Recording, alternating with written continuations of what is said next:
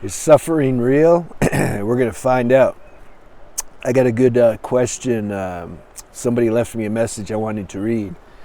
You know, it's easy to look back in retrospect if we had a certain experience that we were suffering, and then to look back and say, "Oh no, that was just a story I was telling myself. It's not even real. Like nothing happened." But when you're in that moment, in the suffering's happening, I bet you're going to think it's pretty real. You see. So is it really real though? Yeah, it's real. What makes it real? The consciousness makes it real. The consciousness is the real thing. But it vivifies this virtual reality equipment, mind, emotional body, physical body, makes that have experiences. It's like this equipment's like an experience machine. It just pumps out experiences.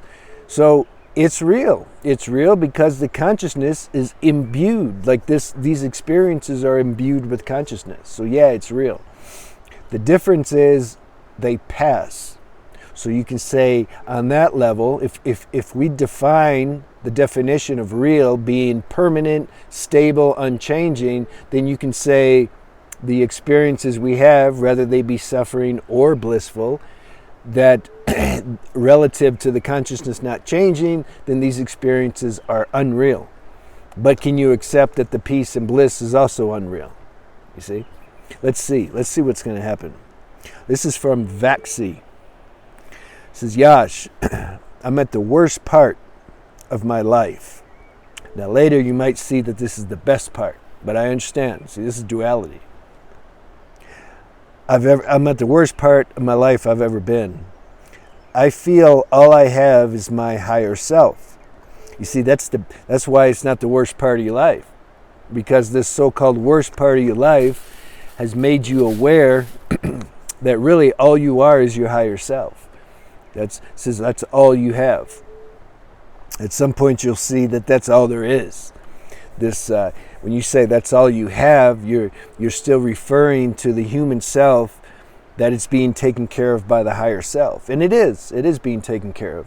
But the lower self, it's always changing, you see.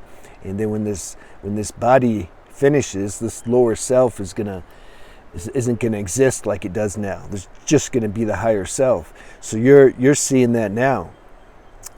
See, all I have is my higher self. I quit my job. Yeah, I can relate to that. I'd get like 20 W-2 forms in 1 year. You know, talk about quitting, because they sucked. That's why I quit. I don't have any money, no food. I just have a roof over my head. But you see, God's still taking care of you because you have a roof over your head.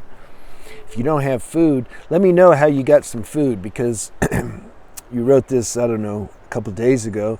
So how did you get food between now and then? I'm assuming you got some food somehow. It's like the universe is taking care of everything, everybody, all the time. It's just sometimes it don't take care of us in the way our mind wants it to take care of us. Sometimes we might feel some fear. We don't know what's going to happen next. See, these people live in these secure lives in their mansion, and they think that they got everything handled. Nothing can go wrong. Let an asteroid hit the planet and we'll see. But see, we don't know what's going to happen. He's experiencing that. Like, we don't know. Something can happen to anybody. We don't know. Life is the most insecure thing there is. Knowing that gives a sense of security. I had a dream last night, ironically. I was on an airplane, and there was another airplane, because I heard it when I was on the airplane I was on. This other airplane passed, and I was like, wait, whoa, did we almost get hit? And then we landed in some field. I guess it was an emergency. And then we were all in this room, because you know, in dreams you just skip scenes. Nothing's like linear. You'll just jump. You jump from scene to scene. We'll be on the airplane. Next thing you know, we're in a room, and it all makes sense, you know, because in that reality is very subtle. It's very liquid. That's the world we'll be in when we leave this body. It's fun. So I'm in this room, and then I ask a girl next to me. I'm like, do we almost like wreck?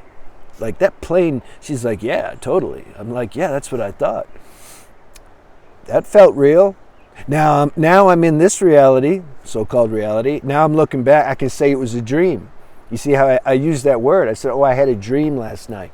Well, if you come visit, if you were with me in that dream, you'd have saw that I felt this was pretty real, and you would have felt it was real too. If you're on the plane and another plane's coming, and yeah, you see. So let's not get carried away with this non-dual mental philosophy that, you know, everything's a dream and unreal. I mean, you can say that, but are you really one with that? If you're on a plane, you get hit by another plane, you can say it's unreal? Let's get back to the story. Doesn't feel like a story though when he was writing that. Now he probably feels like it's a story now. See, this is life, man. This is it feels very real. Everything, you know, that's what we signed up for. So I just had a roof over my head, no food. Let me know how you got some food. See, even if we're on the street and we don't have anything, universe still supplies a way or something, some institution we can go to get some shelter. He has some, but I'm just saying, the people on the street. I was living in LA, and man, I had some conversations with these people on the street, and they're happy. Some of them. They're like, bro, I don't have to pay any rent, any electricity. I'm not insinuating that this is your destiny. I'm just, you know, going off a little bit. He's like, man, I'm just chilling, you know. I feel free. I feel the freest I've ever felt right now. Now, I don't know what happened to him. Maybe he got tired of that, but I'm just saying, everything's relative. It depends how we're experiencing it through our mind. But they have, you know, places you can go if one really didn't have any food, any shelter, anything. Now, I'm not saying like that's comfortable, but I'm just saying like the universe can provide. I don't think that's your destiny. Like I said, I'm offshooting a little bit. He says, I feel guilty for being alive, or guilty for pursuing anything external. Guilty for being alive, I think, is what you're in a state right now, maybe it's past, but you feel like you don't really have anything to contribute to life or to people because you're going through some transformation. So then something feels, the ego, the mind interprets that and says, I feel guilty for being alive. That's my take on that. But see, you're transforming, the alchemy's taking place inside, so then you're going to transform into something. The consciousness is transforming its human construct that he created into a more adequate vessel that you can be of service. So the universe is using you right now. It's got to make something adequate though before it can use you. And then you're not going to feel guilty for being alive. But know what I'm saying now, and then you won't feel guilty now even. I feel guilty for pursuing anything external. That just means that you're seeing through all that. You see through it. Like it's not going to do anything for you. In fact, it can keep you more asleep. So this is a positive thing. I can't get myself to look for work or even to talk to my friends or family because it's not the time. There's no life force moving you in those directions right now. The life force is it's kind of internalized and being used to bear this transformation that's happening. That's what's happening. So yeah, you're not going to feel like it's not the time to do the worldly things. And yeah, your friends or your family, yeah, I mean, unless they're on point, unless they know about this kind of transformation and then can aid you in it and inspire you. Otherwise, they're probably not. So then, yeah, you're not going to have any feeling to talk to them. I got to make a video saying I don't have any friends and don't want any. I think that's a good title. Because most people are like what are we doing? You know, are we talking like this and trying to raise the frequency and get higher? It's not even trying. It's just automatic. Is this the company we're keeping? It should be. I feel like this world isn't real. It's relatively real, but not real when compared to the consciousness that's not a world. It doesn't have form. This world has form, so yeah, technically it's not real because it's going to change and it's going to end at some point. So in that sense, it's not real. I no longer understand how to navigate it. Good. That means your mind doesn't understand how to navigate things anymore. It's like the mind you've seen the mind's limitations. So you're like, what am I going to do? Because you always thought yourself to be this human mind. Well, what you're going to do is, now that you see that the mind can't really help you so much, unless you're doing some addition or subtraction or buying a plane ticket, practical things. So now you can start to be aware and let this deeper power, universal power, start to guide you. That's the benefit of realizing, hitting some kind of bottom where we realize, like, yeah, the mind is not really our friend, in the sense it's not going to bring us any true contentment, or it doesn't have real wisdom. It has intellect. It has logical, deductive capacity, but it doesn't have real wisdom. Real wisdom's intuition. It's when you just know that you know that you know, and you don't need to explain anything. That's real wisdom.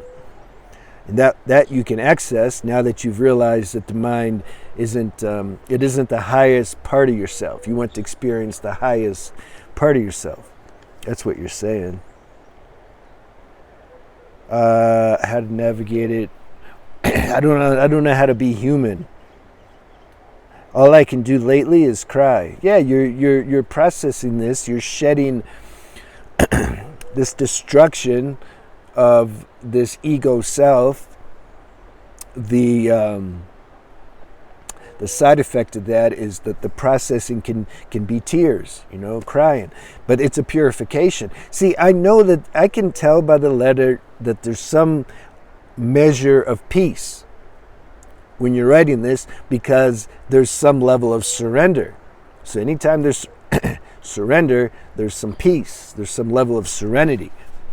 So, do you agree? I keep telling myself, I'm observing this experience of seemingly suffering that you're having, from my higher self. He says, I keep telling myself, though. Are you trying to convince yourself that you're observing it?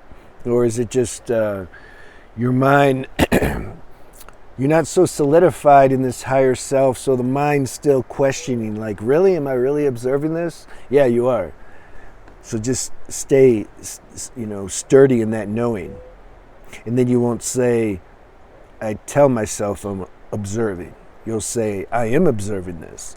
It's not a grammatical error. It's just, it shows me something, I have retained my semen now for 78 days with no intention of relapsing. Yeah, we got to preserve our sexual energy so we have actual power to do this transformation.